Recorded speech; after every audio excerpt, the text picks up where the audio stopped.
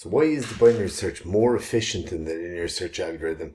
Well, basically, the binary search is more efficient algorithm than linear search. Every time it makes a comparison and fails to find the desired item, it eliminates half of the remaining portion of the list. So that's just another name for list. This is a common programming name for what we call in Python lists, an array. So as I say, when you carry out a search, if it fails to find it, it eliminates half of the remaining portion of the array that must be searched. The disadvantage of the binary search is the only disadvantage really is that it has to be sorted beforehand, or else, it's going to be no good at all.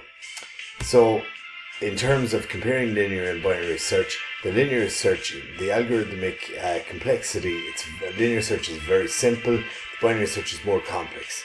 In terms of efficiency, the linear search is inefficient, the binary search is very efficient. We've seen that if you have 1 million items, the binary search, no matter what, worst case scenario, it's going to take 20 searches to find the item or not if it's not in it, whereas the linear search could do 1 million checks, not find the item, or maybe find the item in the last position, but it's going to have to do all those checks. The linear search is suitable for small lists or unordered lists, whereas binary search is large ordered lists.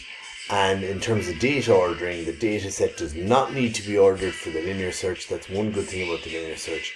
Whereas the binary search can only search ordered lists. So it has to order the data first.